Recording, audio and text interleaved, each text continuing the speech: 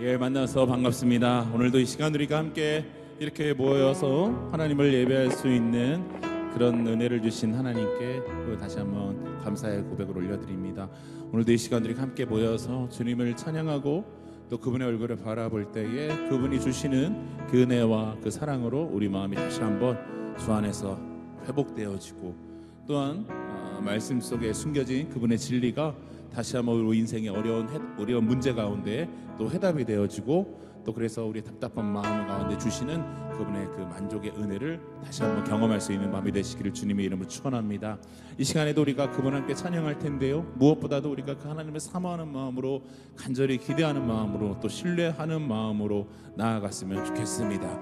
무엇보다도 우리가 하나님 앞에 나아갈 때 필요한 것은 단 한 가지인 것 같습니다. 바로 사모할 수 있는 마음인 것이죠. 믿음이십니까? 그래서 고백하고 사모하고 간절히 기도할 때 말씀하시는 그분의 음성을 모두 듣는 밤이 되었으면 좋겠습니다. 이 시간의 우리를 지키시고 또 우리와 함께 하시는 그분 앞에 우리 마음을 모아서 우리 함께 찬양하시면서 주 앞으로 나아갔으면 좋겠습니다.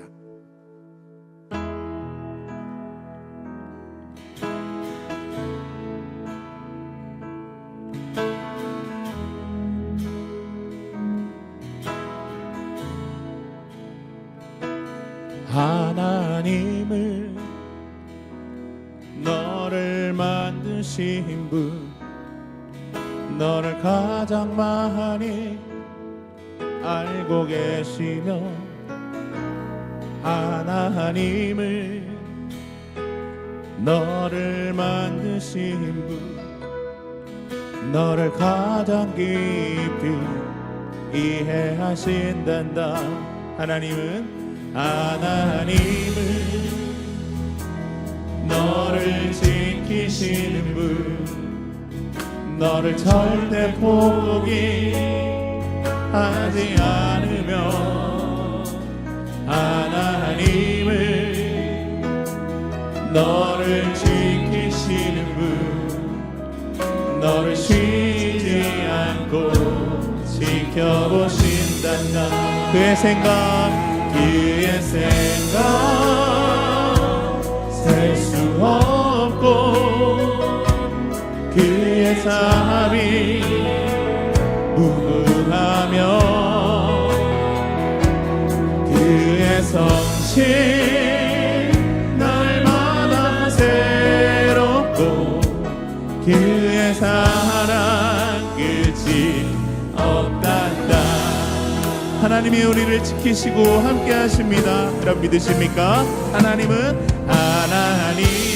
나를 원하시는 분, 나를 원하시는 분, 이 세상 그 무엇 그 누구보다 하나님은요, 하나님 나를 원하십니다.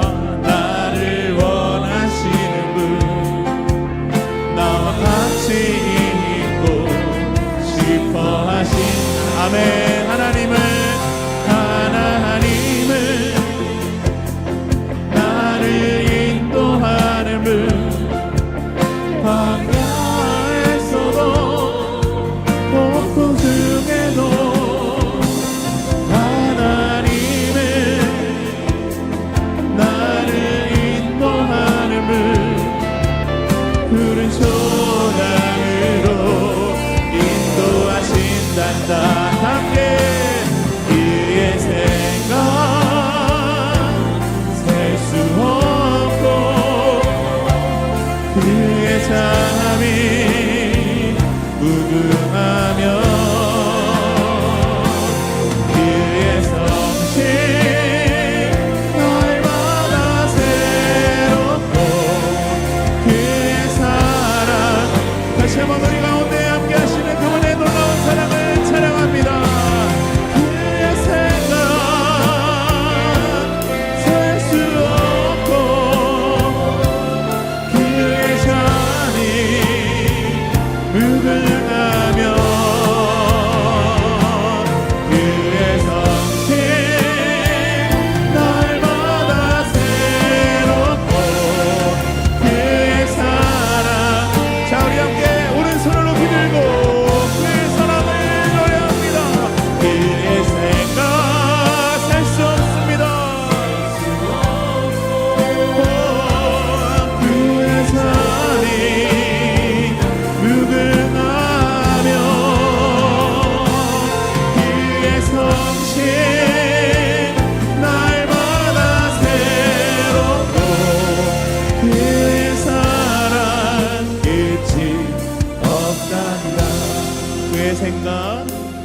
그의 생각 셀수 나를 향한 그의 자비 무궁합니다. 아멘. 그의 성실 날마다 새롭고 그의 사랑 끝이 없단다. 그의 사랑 끝이 없단다. 그의 사랑 끝이 없단다. 아멘. 다시 한번 그의 사랑 끝이 없단다. 아멘. 주님이 우리와 함께 하십니다. 눈을 들어 산을 보아라. 너의 도움 어디서 오나. 천지 지으신 나를 만드신 바로 그분이시죠. 여호와께. 자, 우리 다시 한번 두 손을 높이 들고 눈을 들어 산을 보아라. 나의 돌 어디서 천지 지으신 나를 만드신 하나님께로다. 하나님께. 다시 한번 고백합시다.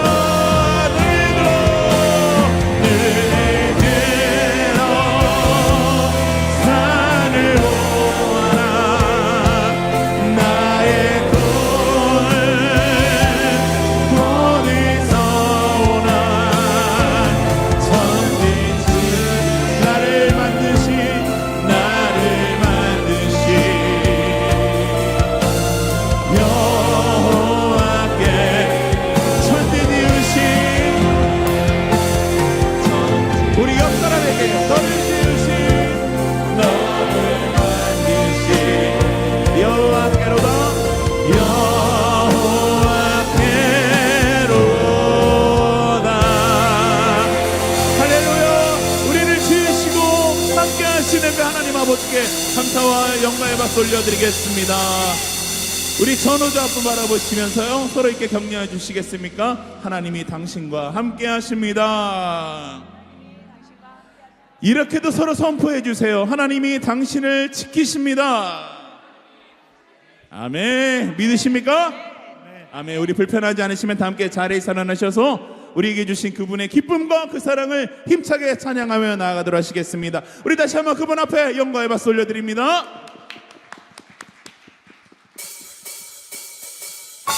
함께 박수 치면서 함께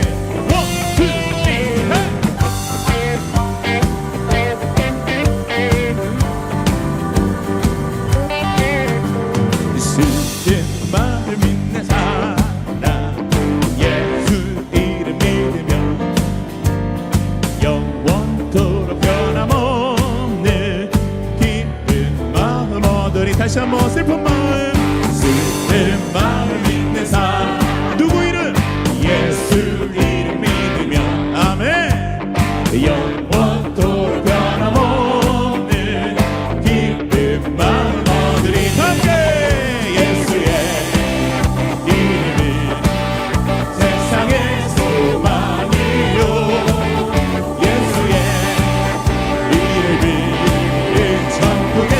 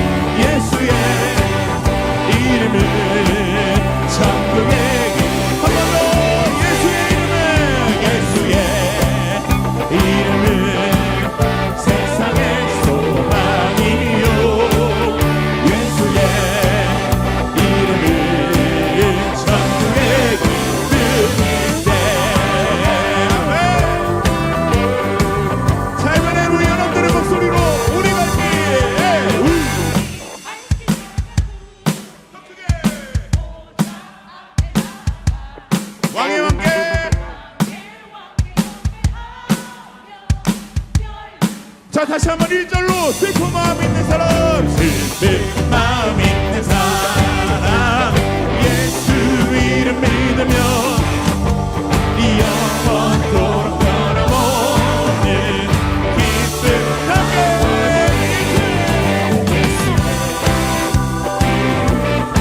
이 세상의 소망이요 예수의 이름은 천국에 한 번 더 선포합니다. 예수의 이름은 세상의 소망이요 예수의 이름은 우리 마지막으로 힘차게 예수의 이름은 세상의 소망이요 예수의 이름은 천국에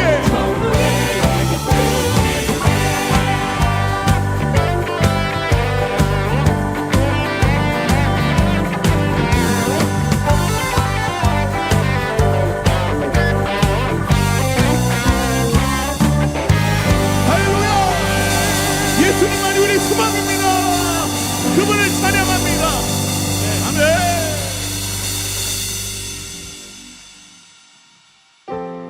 함께 박수 치면서 우리를 사랑하시고 포기하지 아니하시는 그분의 놀라운 사랑이 이 찬양에 담겨 있어요. 우리 함께 가사를 묵상하시면서 함께 고백합니다. 목마른 사슴이 시냇물 찾아 헤매는 내 영혼, 주님을 간절히 알기 원하네. 구름이 거치면 희망의 태양 떠오른 주 사랑, 내 삶을 환하게 비춰주시네. 주님의 사랑 날 찾아와 어두운 내를 밝히시네. 내 영혼 기뻐 노래하네. 주 볼 때 안전한 곳에 날 세우시네. 사슴처럼 뛰게 하네. 무엇을 하든 어딜 가든 주 사랑 나를 인도합니다. 에이. 나를 인도하네. 할렐루야. 다시 한번 고백할까요? 목마른 사슴이 시냇물 찾아 헤매는 내 영혼, 주님을 간절히 알기 원하네. 구름이 거치면 희망의 태양 떠오른 주 사랑, 내 삶을 환하게 비춰주시네. 주님의 사랑 날 찾아와 어두운 내를 밝히시네. 내 영혼 기뻐 노래하네. 주 볼 때 안전한 곳에 날 세우시네. 사슴처럼 뛰게 하네. 무엇을 하든 어딜 가든 주 사랑 나를 인도하네. 할렐루야. 주님의 사랑이 우리의 평생의 삶을 인도하십니다. 여러분 믿으십니까? 그 놀라운 사랑을 우리가 마음껏 느끼는 밤이 되었으면 좋겠습니다. 할렐루야. 함께 일보다 중심을 원하십니다. 중심을 원하시는 주, 나 이제 주님만 사랑하게. 함께 목소리 높여서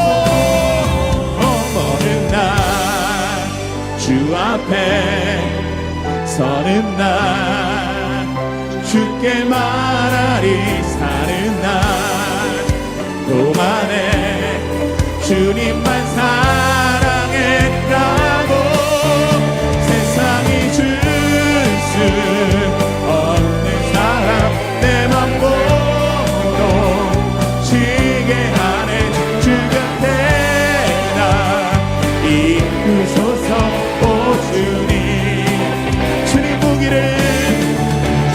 보기를 만져보기를 주님 품에 안겨보기를 나 이제 평생 사는 동안 주님만 다시 한번 주님의 사랑 주님의 사랑 날 찾아와 어둠 내를 밝히시네 내 영혼 기뻐 노래하네 주 볼 때 안전한 곳에 날 세우시네 사슴처럼 뛰게 하네 무엇을 하든 어딜 가든 주 사랑 나를 인도하네 아멘.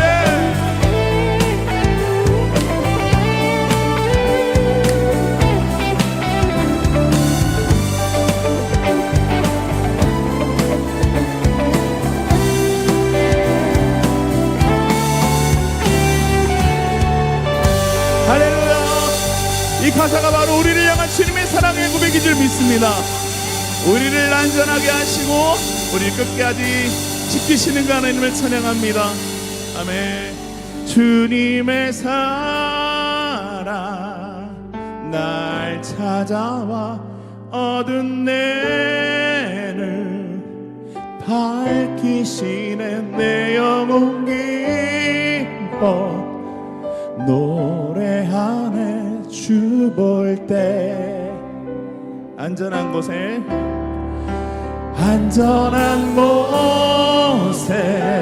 날 세우시네 사슴처럼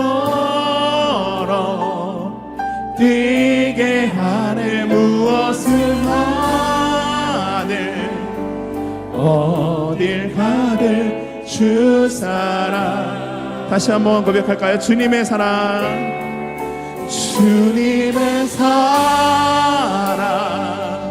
날 찾아와 어두운 내를 밝히시네 내 영혼 기뻐 노래하네 주 볼 때 예 주님 그렇습니다. 안전한 곳에 날 세우 사슴처럼 뛰게 하네 무엇을 하든 어딜 가든 주 사랑 나를 인도하네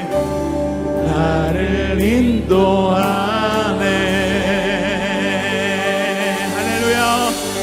다시 한번 영광의 박수 함께 올려드립니다. 주님 이것이 바로 우리의 고백이고 주님을 향한 우리의 사랑입니다. 할렐루야. 네. 함께 자리에 앉으셔서 그 놀라운 사랑 오늘 이 마무리 가운데 다시 한번 회복되어질 수 있도록 함께 고백하며 주 앞에 나아갑니다. 나의 사랑 너는 어여쁘고 참 귀하다 오늘 보석보다 귀하다 내가 사랑스럽지 않을 때 너를 온전히 사랑하고 너와 함께하려 내가 왔노라 아멘. 주의 사랑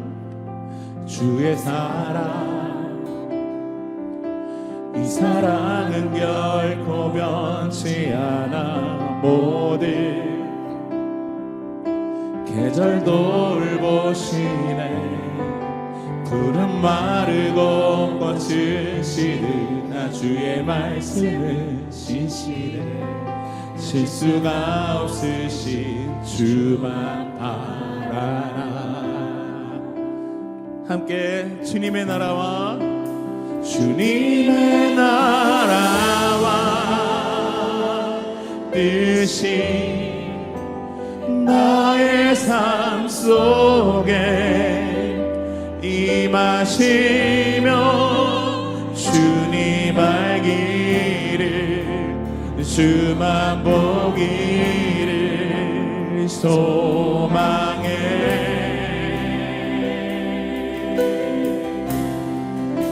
거룩히 살아가 힘과 두려움 없는 믿음 주신 나의 하나님, 나의 하나님, 완전한 사랑 찬양해.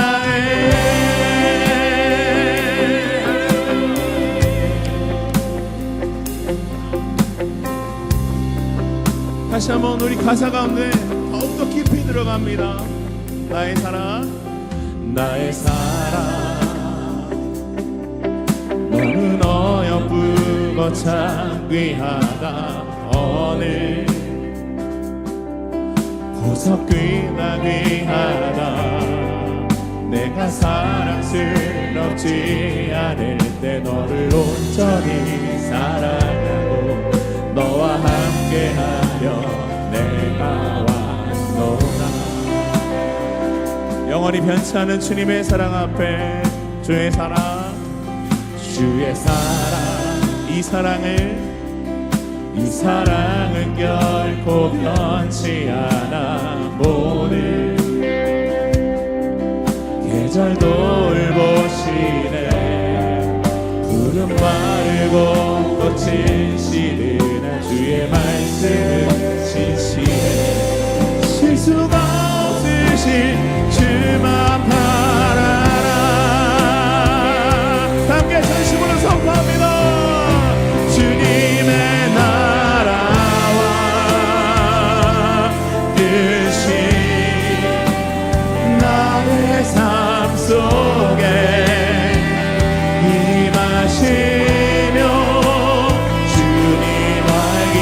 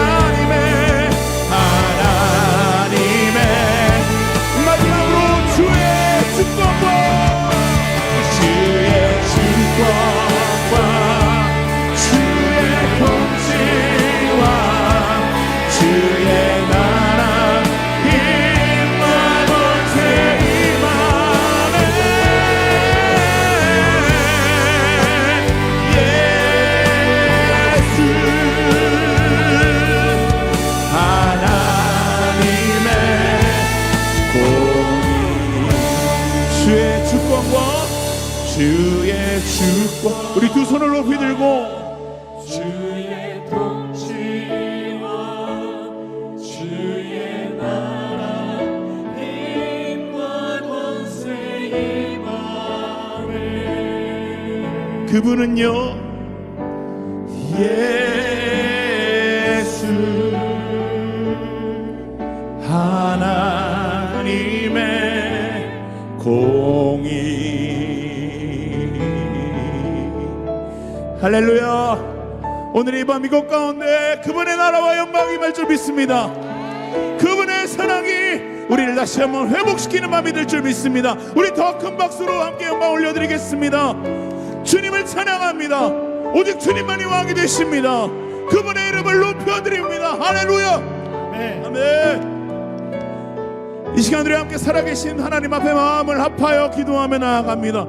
왕이신 하나님, 오늘 이 밤 이곳 가운데 주의 나라와 그 영광으로 그 공의로 임하여 주시옵소서. 다시 한번 우리 마음 가운데 쓰러져야 할 것이 있다면 쓰러지게 하여 주시고, 제하여져야 될 것들이면 제하여지게 하여 주시며, 오직 우리 마음 가운데 주님의 공의와 그 주님의 나라와 그 정의만이 다시 한번 회복되어지는 바 되게 하여 주시옵소서. 우리 말씀 전하시는 담임 목사님 그 입술에 능력을 충만케 하여 주시고, 선포되어지는 그 말씀이 우리 영을 회복시키는 주의 능력이 되어 이곳 가운데 임하는 밤 되게 하여 주시옵소서. 우리 함께 두 손을 높이 들고 주여 한번 크게 외치고 함께 기도합니다. 주여.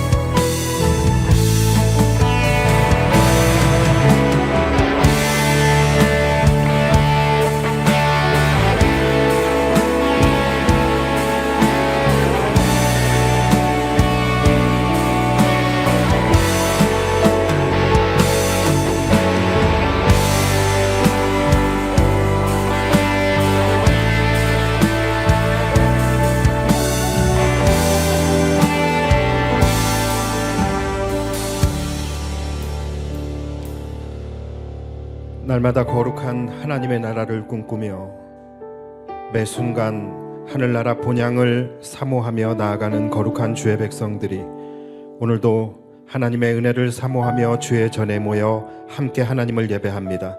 이 시간 우리 왕 되신 하나님께서 이곳에 임재하여 주셔서 주님의 주권과 주님의 통치와 주님의 다스림으로 우리를 다스려 주시옵소서.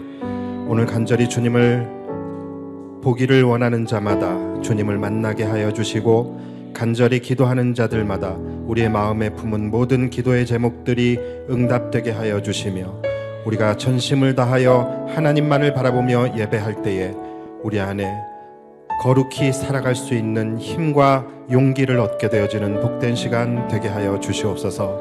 성령님 이곳에 임재하여 주셔서 우리의 예배 가운데 성령의 바람이 불어오게 하여 주시고, 우리의 심령 가운데 성령께서 불타오르시는 복된 예배 되게 하여 주시옵소서. 이제 우리가 함께 말씀을 듣습니다.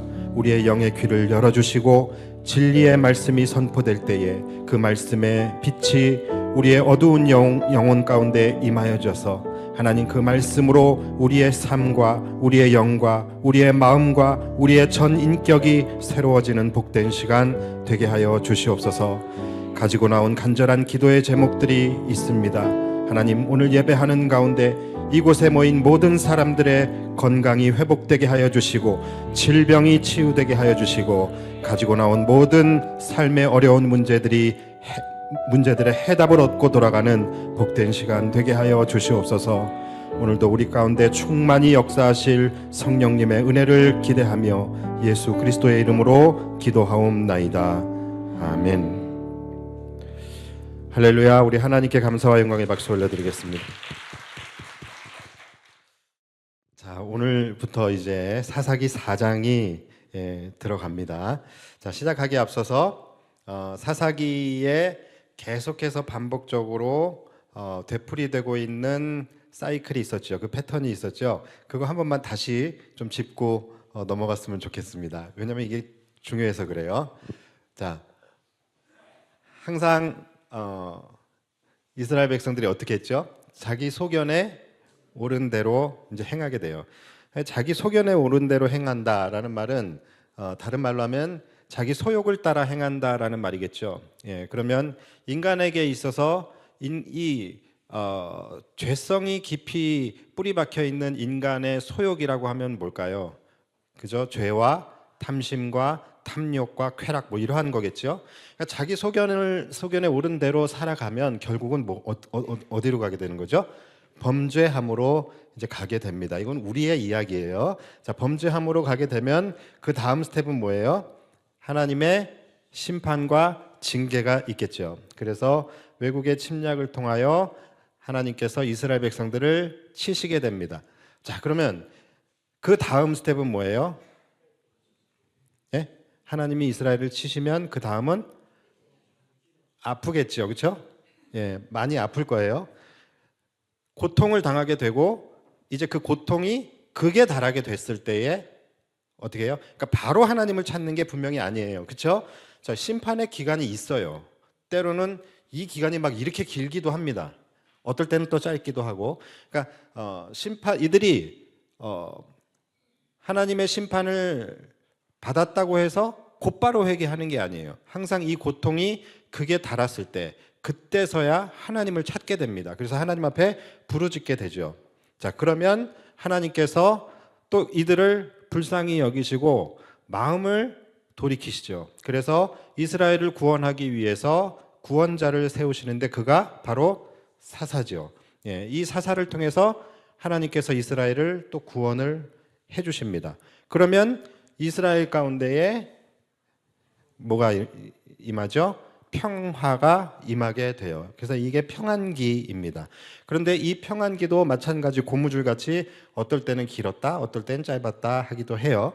자, 그러면 이 평안기는 얼마 동안 지속이 돼요? 사사가 둘 중에 하나 죽든지 살든지 사사가 죽을 때까지 또는 사사가 사는 날 동안. 그러니까 이 평화의 기간이 길어지려면 어떻게 해야 돼요? 그러면 어떻게든 사사를 살려야 돼. 그렇죠? 막 인삼을 먹이고 보약을 먹이고 막 그래서 사사가 오래 살도록 이제 해야 되는 거겠죠. 그러면 또 다시 자기 소견에 옳은 대로 이제 행하게 되죠. 이 사이클이 무한 반복이 됩니다. 자, 그런데 지금 오늘 우리가 사사기 4장이죠. 사사기 4장인데 벌써 이미 이 사이클이 몇 번 돌았어요? 몇 번 돌았을까요? 3번 돌았어요. 그렇죠? 지금까지 우리가 사사를 3명 나눴잖아요. 그러니까 지금 이 사이클이 4장인데 벌써 3번 도는 거예요. 처음에는 누구를 통해서? 사사 온니엘. 이걸 외우는 게 그렇게 큰 의미가 있지는 않아요. 그러나 우리가 이제 시작한 지 얼마 안 됐으니까 지금까지는 좀 또 외울 수 있잖아요. 그렇죠? 그러니까 첫 번째 사사는 누구예요? 사사 온니엘을 통해서 이스라엘을 구원하셨어요. 그리고 두 번째 사사는 왼손잡이 에훗을 통해서 이스라엘을 구원하셨어요. 그리고 세 번째는 사사 삼갈. 삼갈이 누구죠? 소모는 막대기로 블레셋 사람들 600명을 쳐 죽인 사사예요. 자, 이렇게 사사 3명을 우리가 지금까지 나눴습니다. 그리고 이 3명의 사사를 통하여 우리가 반드시 또 깨달아야 하는 영적인 교훈들이 있었죠. 그렇죠? 첫 번째, 이 사사 에훗에게 하나님의 영이 임했을 때에 그가 어떻게 됐어요? 누굴 이겼어요?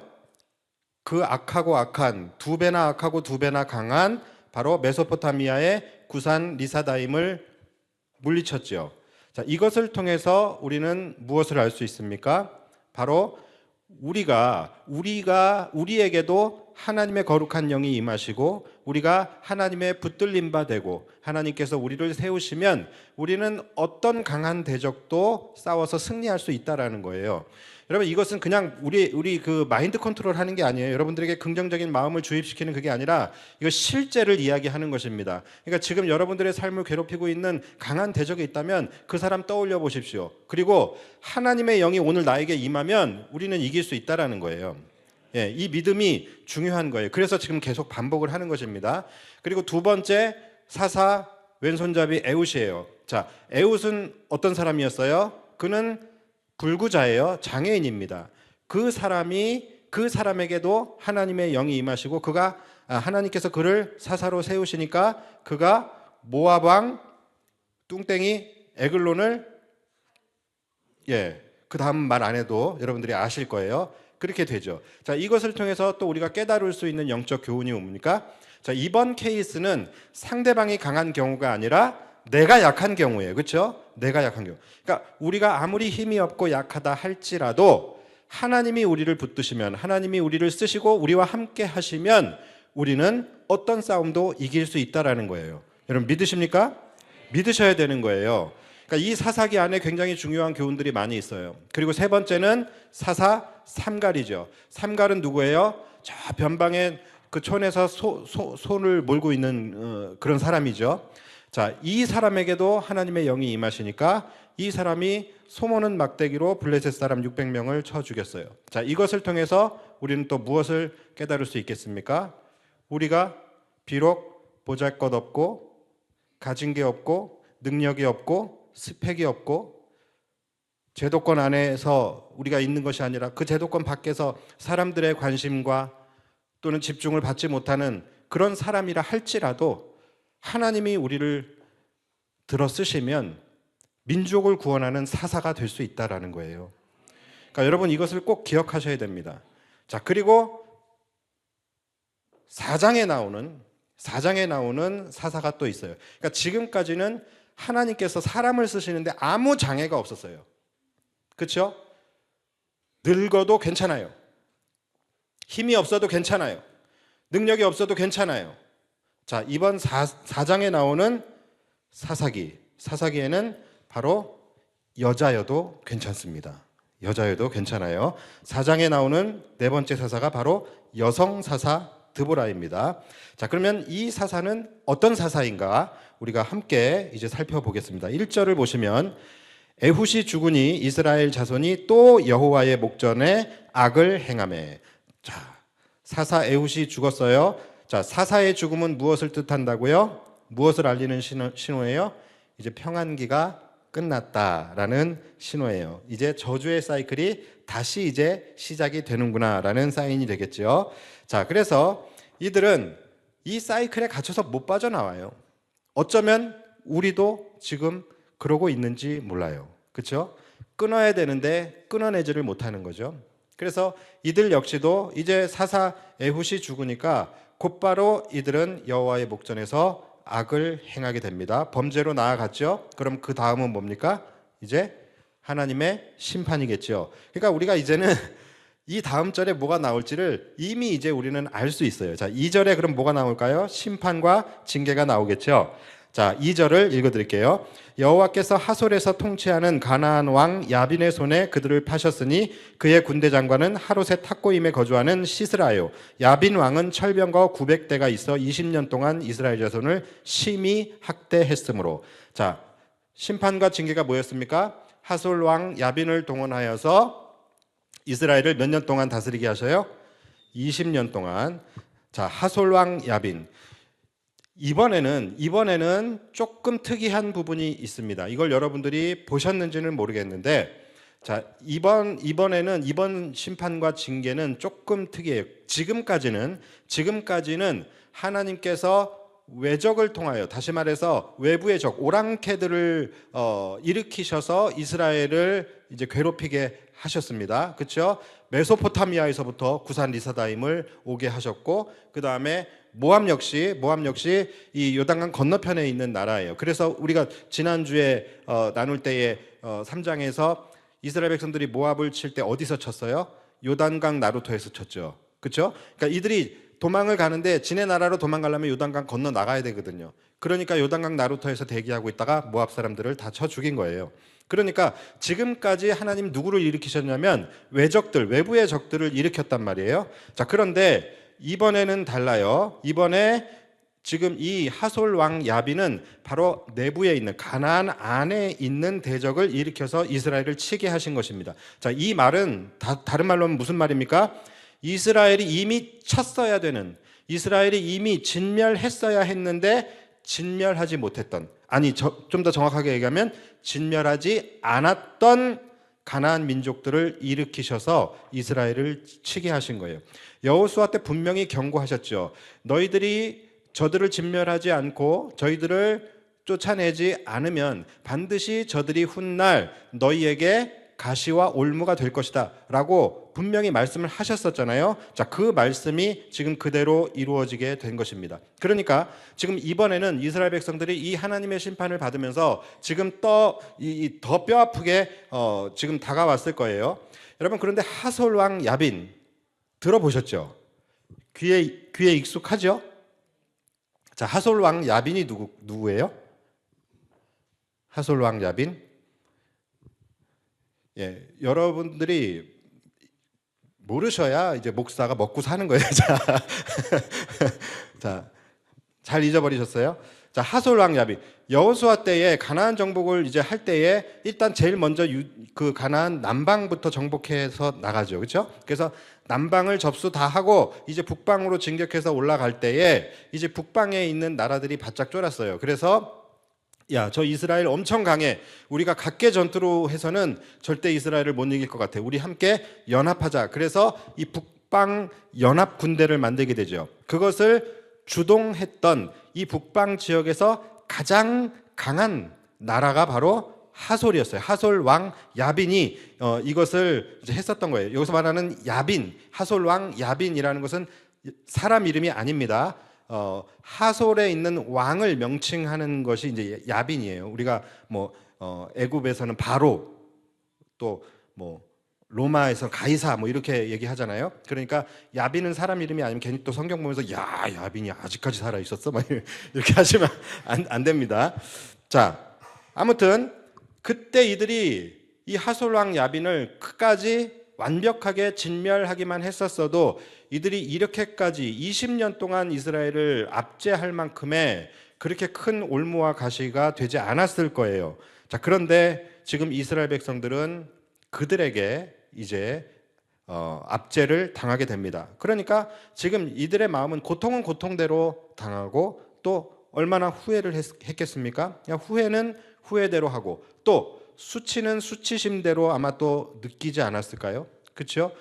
왜냐하면 본인들이 정복했던 나라예요. 정복했던 나라에게 다시 또 정복을 당하니까 얼마나 이제 수치스러웠겠습니까? 그러니까 하나님께서 이번에 이스라엘 백성들을 심판하실 때는 고통뿐만이 아니라 수치도 함께 주신 거예요.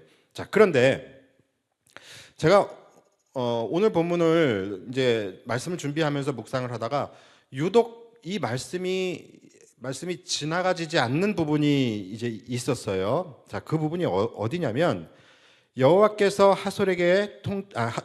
하솔에서 통치하는 가나안 왕 야빈의 손에 그들을 파셨으니. 자, 파셨다라고 말씀하세요. 이 앞전에 메소포타미아 구산 리사다임에게도 파셨다라고 하고 하나님께서 이렇게 누구에게 파셨다라고 말씀을 하시는데 이것이 그냥 단순한 그냥 은유적 표현이다라고 생각하면서 지금까지는 이제 넘겨왔었는데 이번에는 이 말씀이 잘 안 지나가지더라고요. 그러니까 이 말씀을 가만히 생각하고 묵상할수록 이 말씀이 굉장히 가슴 아프고 슬프고 무서운 말입니다. 여러분, 판다라는 거, 하나님이 파셨다. 판다라는 것은 다른 말로 하면 뭐예요? 소유권이 바뀐다라는 거예요. 그렇죠? 소유권이 바뀐다라는 거예요. 그러니까 예를 들어서 제가 이 마이크를 제가 지금 이거 한 10년째 쓰고 있는 거예요. 그런데 지금도 제가 엄청나게 이거 소중하게 여기고 굉장히 소중하게 다루고 있습니다. 예배 끝나고 올라가면 바로 얘를 이 마이크 함에다가 넣어서 이 습도를 조절해주고 그리고 이 커버도 이거 더럽지 않아요. 제가 이거 자주 빱니다. 그만큼 제가 이 마이크를 굉장히 이게 소중하게 여겨요. 그래서 아직까지도 굉장히 성능이 좋아요. 그런데 만약에 이제 이 마이크를 제가 이렇게 소중하게 다루던 이 마이크를 누구에게 팔아요? 그러면 누군가가 샀는데 그 사람은 이 마이크를 막 함부로 다뤄. 막 여기저기 막 떨어뜨리기도 하고 막 물에도 빠뜨리고 막 똥밭에서 구르게 하고 막 이 마이크 머리가 막 달랑달랑 떨어져서 막 이렇게 하고 그러면 제가 이렇게 소중하게 다뤘던 마이크인데 보면서 마음이 아프겠죠? 그러나 저는 거기에 대해서 개입할 수가 없어요. 뭐라 할 수도 없습니다. 왜요? 팔았으니까. 이거는 이제 제 마이크가 아니라 그의 마이크이기 때문에 어떻게 할 수가 없는 것이죠.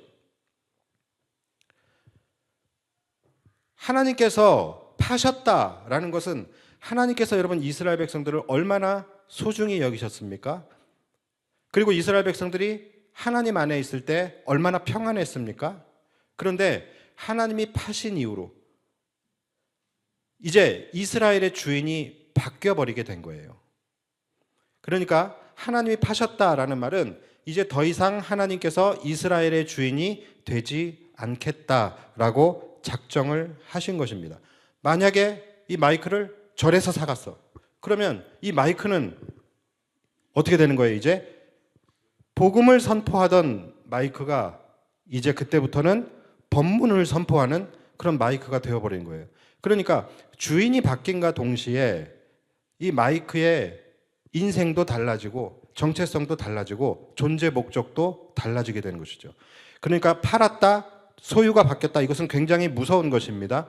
제가 어렸을 때에 이제 봤던 영화 중에서 참 감명 깊게 본 영화가 있는데 이제 토이 스토리라는 영화인데 제가 한 10번은 본 것 같아요. 근데 이 토이스토리라는 영화를 보면은 이제 6살짜리 앤디라는 아이가 있어요. 이 앤디라는 아이가 굉장히 착한 아이고 이 아이는 장난감을 굉장히 좋아하고 사랑하고 소중히 다루는 그런 아이였어요. 그래서 이 앤디의 집에 있는 이 장난감들은 너무너무 행복했어요. 그래서 이 앤디의 손에 이제 들려지는 것을 너무너무 행복해했고 이들은 항상 이 앤디의 손길을 기다렸습니다. 혹시라도 새로운 장난감이 생겨서 이제 앤디가 조금이라도 좀 소원하게 하거나 좀 손길이 잘 닿지 않고 자기 신경을 좀 덜 쓰는 것 같으면 막 장난감들이 엄청 섭섭해하고 막 그것 때문에 막 우울증 걸리고 막 이래요. 이제 그런데 그만큼 이 장난감들이 이 앤디와 함께하는 그런 삶이 행복했습니다. 자, 그런데 어느 날 이 앤디의 엄마가 이제 오래된 장난감들을 모아가지고서 이제 이거를 이 장터에 팔아버려요. 그런데 이 장난감을 누가 사가냐면 악명 높기로 유명한 이 장난감을 함부로 다루는 것으로 악명 높은 시드라는 아이가 이 장난감을 사가게 돼요. 왜 이렇게 진지하게 들으세요? 근데 이 장난감들을 이제 사가게 돼요. 그러니까 좋은 주인 밑에 있었던 이 장난감들이 갑자기 시드라고 하는 가장 이제 아주 나쁜 아이, 이 나쁜 아이에게 이제 주인이 바뀌어지게 되면서 이제 이 장난감들의 삶은 이제 수고와 슬픔과 고통과 이제 막 박해와 이러한 것들이 이제 이루어지게 돼요. 그래서 막 어떤 장난감은 막 팔이 떨어져 나가고 또 어떤 장난감은 막 목이 떨어져 나가고 어떤 장난감은 막 고문에 못 견뎌 가지고서 막 이 만신창이가 되고 막 심지어 막 돋보기 같은 걸로요 막 이렇게 돋보기로 막 이렇게 태우기도 하고 막 그래요. 아주 나쁜 놈입니다. 근데 여러분 이들에게 소망이 있다면 뭘까요? 이렇게 지금 고통받고 있는 이들에게 소망이 있다면 뭐예요? 다시 앤디 집으로 가는 거예요. 그렇죠? 그래서 그들을 다시 이제 구출해 오는 이제 이야기가 바로 이 토이스토리의 내용이에요. 굉장히 성경적이고 은혜로운 이야기입니다. 여러분, 주인이 바뀐다라는 것은요, 이렇게 무서운 거예요. 그러니까 하나님이 파셨다라는 말은 이제 하나님께서 이스라엘의 주인이 되지 않으시겠다라는 말이에요. 하솔 왕 야빈에게 파셨다. 여러분, 이 말은 그럼 뭐예요? 이제부터 이스라엘 주인은 하솔 왕 야빈이 되었다라는 거예요. 시드에게 팔려간 거예요. 하나님이 주인일 때는 이스라엘을 정말로 금이야 오기야 지키시고 보호하시고 그들을 사랑해 주셨어요. 이들은 하나님의 품 안에서 안전함을 누렸습니다. 그러나 이제 하솔 왕 야빈이 이들의 주인이 되니까 이제 이스라엘을 자기 맘대로 갖고 놀게 됩니다. 그래서 괴롭히고 때리고 빼앗고 그것을 보시며 하나님 마음 아프셨겠죠. 그러나 더 이상 하나님은 이스라엘의 일에 관여하지도 않으시고 그들을 도와주지도 않으시게 되는 거예요. 왜요? 팔았으니까. 이제 하나님의 소유가 아니기 때문에. 그러니까 이 파셨다라는 말이 생각하면 생각할수록 굉장히 가슴 아프고 두려운 말입니다. 우리는 하나님이 언제까지나 우리의 마음문 밖에서 기다리시며 우리의 마음문을 두드리시며 우리가 하나님을 나의 주인으로 모시어 드리기를 하나님이 언제까지나 기다린다고 그렇게 생각하시지만 여러분, 그렇지 않습니다. 우리가 하나님을 주인으로 인정하지 않고 하나님을 주인으로 모셔드리지 않는 날이 계속되게 되면 어느 순간 하나님도 우리의 주인이 되지 않기로 결정하신다라는 거예요. 여러분, 이것은 굉장히 두려운 거예요. 그래서 우리가 끝까지 하나님을 주인으로 인정하지 않을 때 하나님께서 우리를 어둠에 내어주시게 됩니다. 어둠의 권세가 우리의 주인이 되는 순간 우리의 인생은 그때부터 고통과 수고와 슬픔과 저주와 가난과 질병과 두려움과 핍박, 모든 그러한 것들로 점철되어지는 그러한 인생이 이제 되어져 버리게 되는 거예요. 그리고 그때부터는 우리가 살아가는 인생뿐만이 아니라 존재 목적까지 다 변하게 되는 거예요. 정체성도 변하게 되는 거예요. 무엇으로 변합니까? 이제는 예전에는 하나님의 장막 안에 거하며 성령 안에서 살아가던 자들이 이제는 세상에 속해서 세상을 따라 살아가는 사람들이 되어져 버리게 되는 거예요. 그러니까 여러분, 이것을 우리는 굉장히 조심해야 합니다. 우리가 그렇게 되어질 때에 그때 마찬가지 우리에게 한 가지의 소망이 있다면 뭐겠습니까? 다시 우리가 하나님의 소유가 되는 거예요. 다시 하나님의 집으로 들어가는 것입니다. 그래서 돌아오라고 말씀하시는 거예요. 그러나 여러분, 돌아가는 것도 우리의 힘으로 돌아갈 수가 없어요.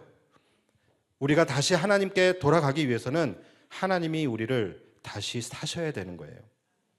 그래서 여러분, 고통 가운데 죽어가는 우리를 살리기 위해서 하나님께서 작정하신 것이 뭐예요? 사랑하는 독생자 아들을 십자가에 달려 죽게 하심으로 그 피값으로 우리를 다시 사오신 것입니다.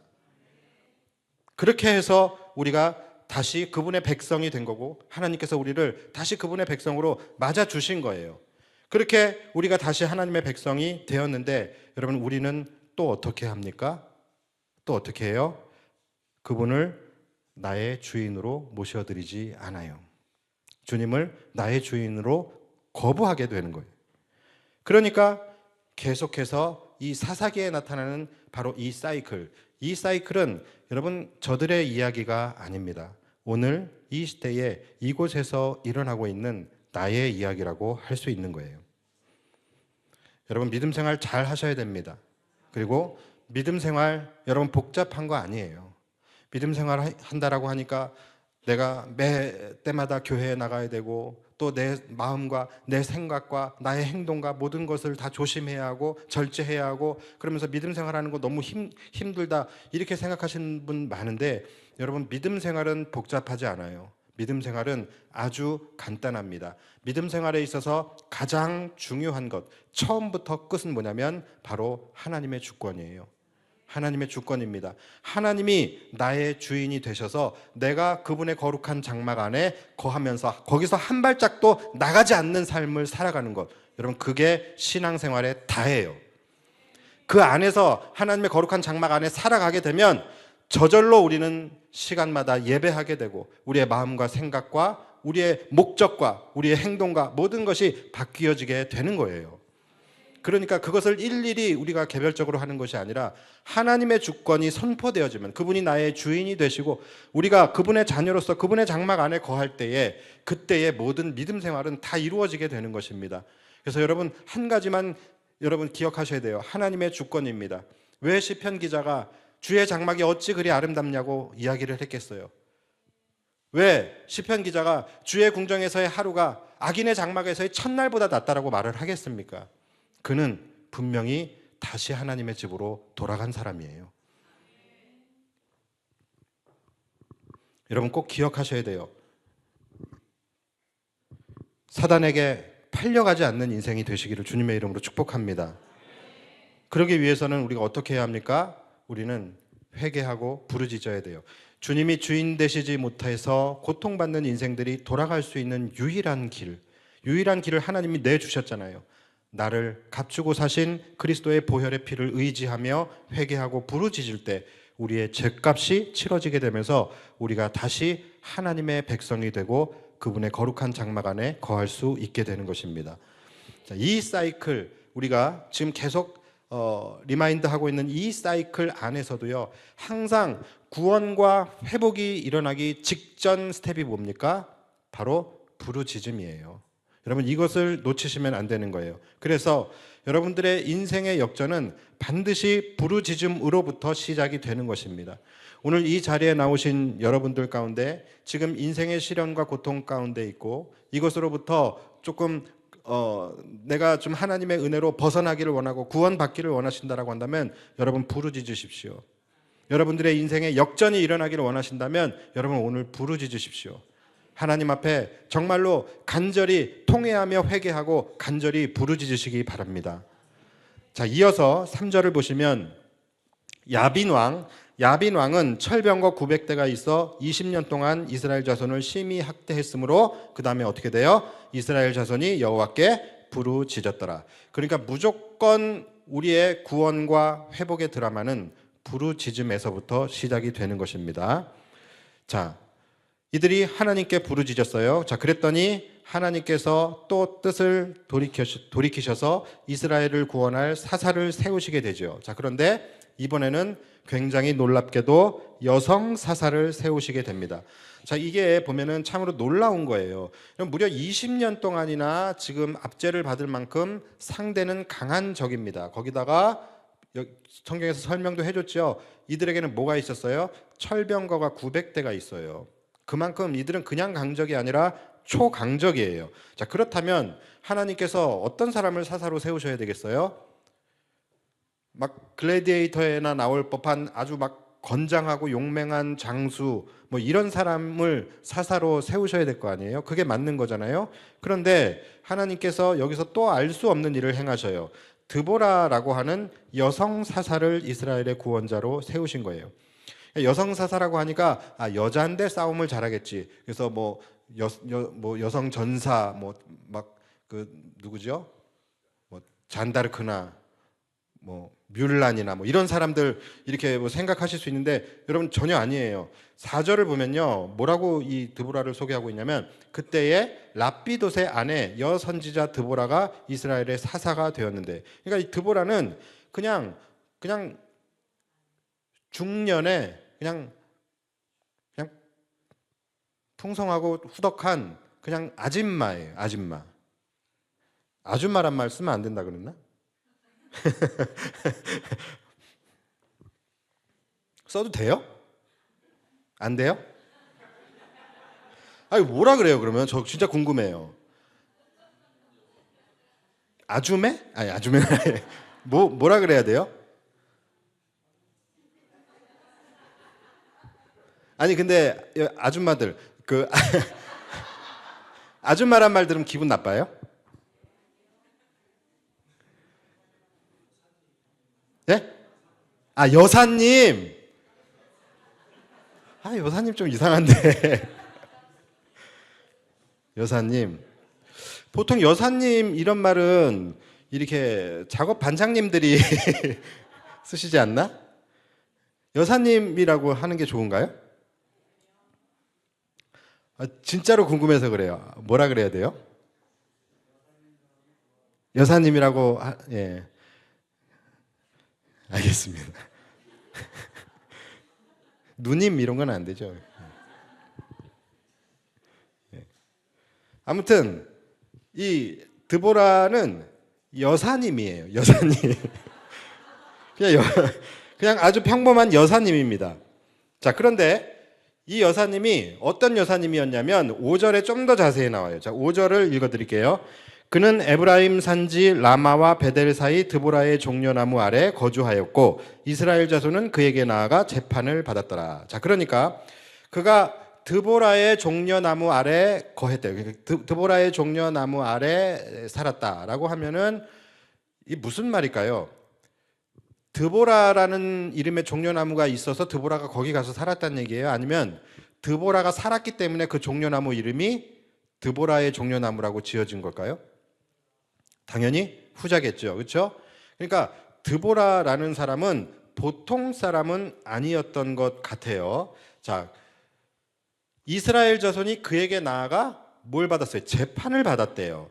자, 그러니까 드보라가 이 종려나무 아래에서 앉아가지고 있으면 사람들이 그에게 나와서 이제 드보라가 사람들의 어떤 시비를 가려주기도 하고 중재를 해주기도 하고 또 옳고 그름에 대한 재판을 해주기도 했대요. 그러니까 이 드보라라는 사람은 우리가 유추해 볼 수 있는 것은 모든 사람들이 그 사람을 인정하고 존경할 만한 지혜자였다라는 거예요.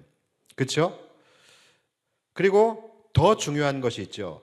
그 사람은 선지자이고 재판장이었습니다. 자, 재판관이었어요. 그렇다면 여러분, 판사들이 판결을 할 때에 무엇으로 판결을 합니까? 뭘 기준으로 해서 판결을 해요? 바로 법전이죠. 법전. 그러니까 법전을 기준으로 이 사람이 판단을 하고 판결을 하게 되는 거예요. 자, 그렇다면 이 드보라는 판결을 할 때 무엇을 기준으로 판결을 했을까요? 바로 율법책이죠. 바로 하나님의 말씀을 기준으로 해서 판단과 판결을 했던 사람이에요. 그러니까 이 사람은 정리하면 뭐예요? 그 시대, 사사시대 모두가 각기 자기 소견에 옳은 대로 살아가던 그 시대에 이 드보라라는 여사님은 자기 소견이 아닌 하나님의 말씀을 붙들고 살았던 사람이에요. 그리고 이 사람은 하나님의 말씀에 통달한 사람이었고 하나님의 말씀이 항상 기준이 되는 사람이었고 그 하나님의 말씀에 인도하심을 따라 살아가는 사람이었다라는 것이죠. 그랬기 때문에 모두가 각기 자기 소견에 옳은 대로 살아가는 그 사람들 속에서 지혜자가 된 것입니다. 그리고 수많은 이스라엘 자손들이 그를 바라보면서 인정해주고 존경해주고 전국 방방곡곡에서 그의 종려나무 아래로 나와서 그에게 재판을 받게 된 거예요. 여러분, 우리가 이 부분을 간과해서는 안 됩니다. 지금 여러분 사사시대와 전혀 다를 바가 없어요. 모든 사람들이 다 각기 자기 소견에 옳은 대로 지금 살아가고 있습니다. 여러분, 그렇다라고 한다면 이 어둡고 혼탁한 시대에 결국 우리를 지혜 있게 하고 결국 우리로 하여금 올바른 기준과 분별력을 가질 수 있게 하는 것은 여러분 하나님의 말씀이라는 것을 절대로 잊지 마시기 바랍니다. 우리가 살아갈 때 얼마나 많은 선택의 순간들이 있습니까? 여러분들 오늘 하루를 살아가면서도 아마 많은 선택을 하고 이 자리에 오셨을 거예요. 그런데 여러분, 이 세상이 결코 선택하기에 그렇게 녹록한 환경이 아닙니다. 지금 이 시대는 진실이 거짓에 가려져 있어요. 불의가 정의에 덮여져 있습니다. 옳고 그름 자체를 구분할 수 없도록 지금 속고 속이고 지금 이런 세상이에요. 우리가 이런 세상을 살아가면서 우리가 무엇을 선택할 수 있겠어요? 어떤 기준을 가지고 선택을 할 수 있겠으며 우리가 무엇으로 옳은 것과 그른 것, 선한 것과 악한 것을 우리가 분별할 수 있겠습니까? 여러분, 이 세상의 법이요? 이 세상의 법이 공정했다면 지금 이 나라가 이렇게 지금 흘러가고 있겠습니까? 법치주의가 무너진 거는 여러분 어제 오늘 이야기가 아니에요. 결국은 여러분 우리의 기준은 하나님의 말씀밖에 없는 것입니다. 정신을 지금 똑바로 차려야 합니다. 지금 같은 시대에 결국 우리의 기준이 되어지고 결국 우리의 중심을 잡아줄 수 있는 것은 하나님의 말씀밖에 없습니다. 결국 우리를 인도할 수 있는 그것은 하나님의 말씀이니 여러분 꼭 하나님의 말씀만을 붙드시기 바랍니다.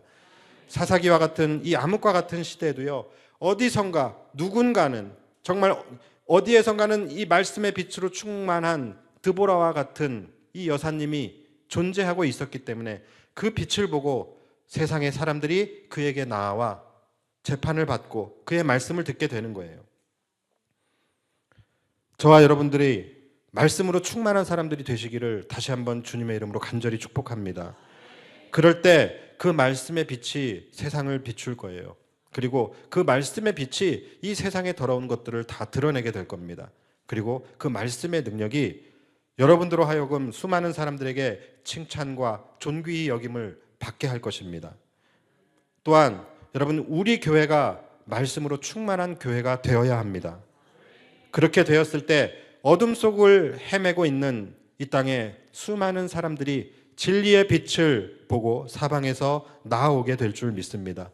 그래서 여러분, 우리 교회는 다른 것 신경 쓸 거 없어요. 우리 교회는 반드시 예배가 살아야 하고 말씀이 충만해야 합니다. 오직 말씀만이 이 어두운 세상을 비추고 무너져가는 이 세상을 살릴 수 있는 유일한 기준이기 때문에 그래요. 여러분, 정말 지금 이 세상이 어지러운 것도요, 얼마나 안타까운지 모릅니다. 만약에 이 세상, 지금 이 어지러움이 세상의 법이 아닌 하나님의 말씀의 법이 기준이 되었다면 벌써 이미 다 해결되었을 문제들이에요. 그렇게 어려운 문제들도 아니에요. 너무나 안타까워요. 저 좀 국회로 보내주십시오. 요즘에 무슨 대통령의 무슨 대행의 대행까지 나가길래 내심 은근히 야, 이거 좀 기다리다 보면 내 순서까지도 오겠는데 기다렸는데 어쨌든 좌절됐어요.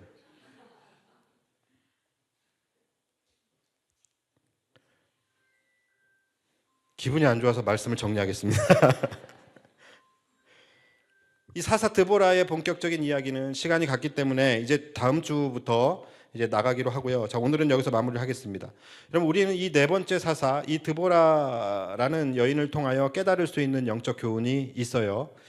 우리나라도 예전에는 남존여비 사상이라는 것이 있었죠. 그런데 이 당시에 이스라엘에게는 비할 것도 아니에요. 이스라엘이 훨씬 더 심했습니다.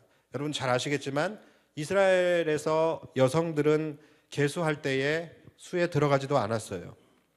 그리고 이스라엘 남자들이 아침마다 기도할 때 세 가지의 기도를 하는데 그 중에 하나가 뭐냐면 내가 여자로 태어나지 않게 해주셔서 감사합니다의 감사 기도예요. 참으로 좋은 기도이죠. 그만큼 이 여성에 대해서 굉장히 여성을 비하하고 또 천하게 여기는 나라가 바로 이스라엘이었습니다. 그런데 그런 여성을 지금 나라를 구원하는 민족의 사사로 하나님께서 세우셨다라는 것은 굉장히 이것은 쇼킹한 일이에요.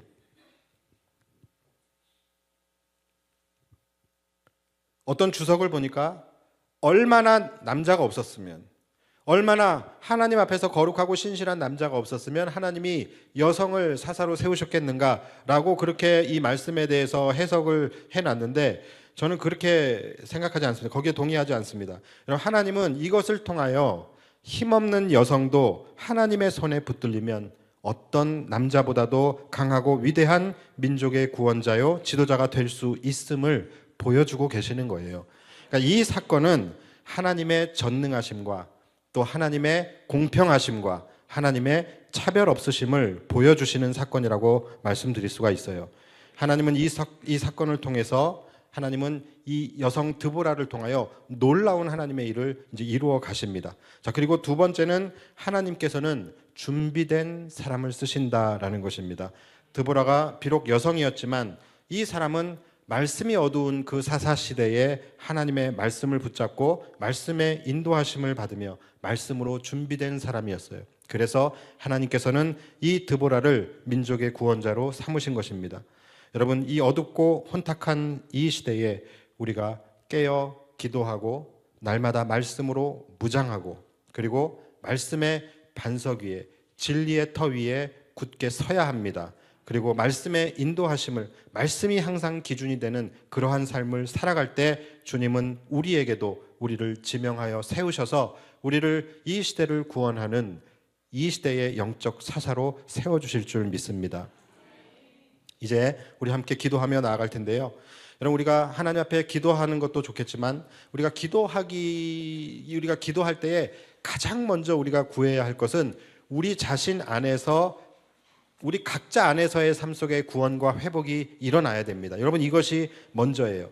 계속 말씀드리지만 구원과 회복이라는 것이 일어나기 위해서는 바로 그 직전에 반드시 무엇이 있어야 합니까? 바로 하나님 앞에 부르짖음이 있어야 돼요.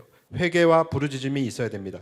저는 이 사사기를 보면서 특별히 은혜가 되었던 부분이 뭐냐면 이들이 때마다 부르짖기는 해요. 그런데 이 부르짖음이 실제적으로 회개로 연결이 돼서 이들이 돌이키느냐, 또 그렇지만은 않단 말이죠. 그러니까 이들의 부르짖음이 회개라고 볼 수는 없어요. 그러나 그렇다 하더라도 하나님은 그들의 눈물과 그들의 부르짖음을 듣고 돌이키셨다라는 거예요. 그러니까 우리는 돌이키지 못했지만 하나님은 우리를 향하여 돌이키셨다라는 거예요. 여러분, 이것이 얼마나 감사하고 얼마나 크신 하나님의 은혜인지 모릅니다. 사랑하는 여러분, 우리도 마찬가지예요. 반주 좀 해주세요. 예. 우리도 때로는 하나님 앞에 눈물을 흘리고 때로는 부르짖으며 기도를 하죠. 그러나 그것이 온전한 회개로 나아가지 못할 때도 많아요.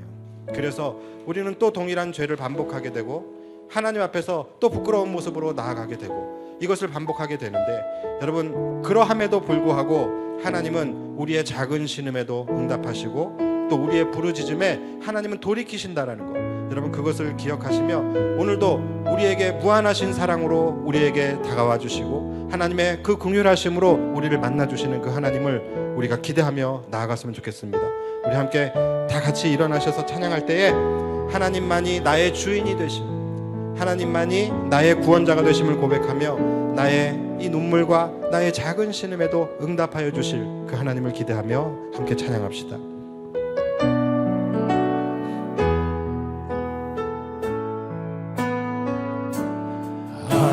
하나님의 사랑을 사모하는 자, 하나님의 평안을 바라보는 자, 너의 모든 것 창조하신 우리 주님이 너를 얼마나 사랑하시는지 하나님께 찬양과 경배하는 자, 하나님의 선하심을 닮아가는 자, 너의 모든 것 창조하신 우리 주님이 너를 찬양. 그렇습니다. 하나님이 우리의 아버지가 되시고 하나님이 우리의 주인이 되십니다. 하나님 사랑의 눈으로 너를 어느 때나 바라보시고, 하나님 인자한 귀로서 언제나 너에게 기울이시니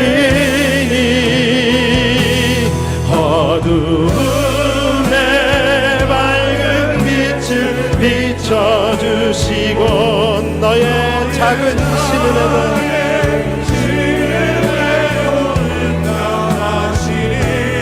너는 어느 곳에 있든지 주를 바라고 주만 바라보지라. 우리 다시 한번 찬양합시다. 하나님의 사랑을 사모하는 자, 하나님의 사랑을 사모하는 자, 하나님의 평안을 바라보는 자, 너의 모든 것 우리의 주인 되신 우리 주님이 너를 얼마나 사랑하시는지 하나님께 찬양과 경배한 하나님의 선하심을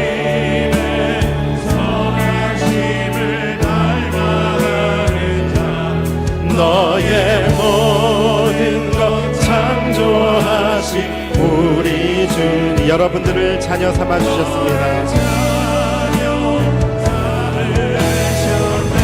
그렇습니다. 하나님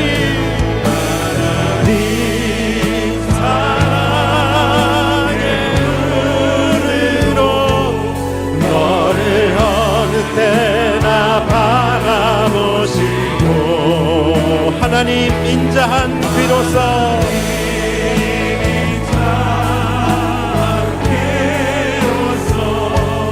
언제나 너에게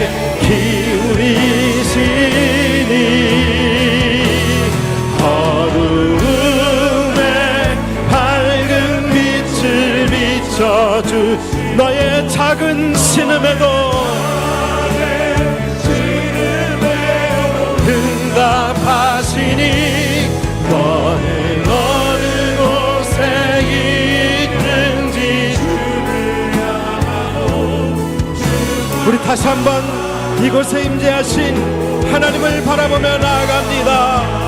하나님 사랑의 눈 여러분들을 어느 때나 바라보시며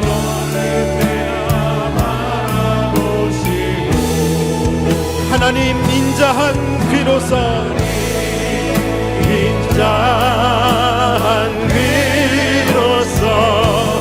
언제나 너에게 기울이시니 아멘.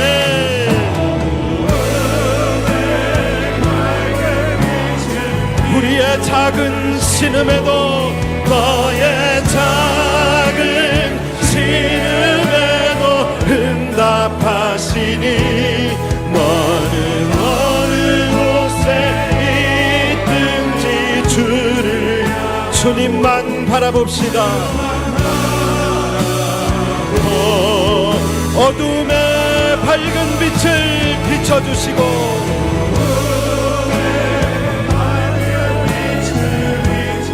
우리의 작은 신음에도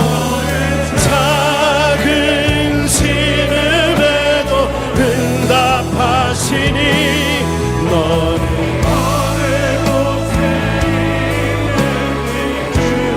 그렇습니다. 주만 바라볼지라 주만 바라볼지라.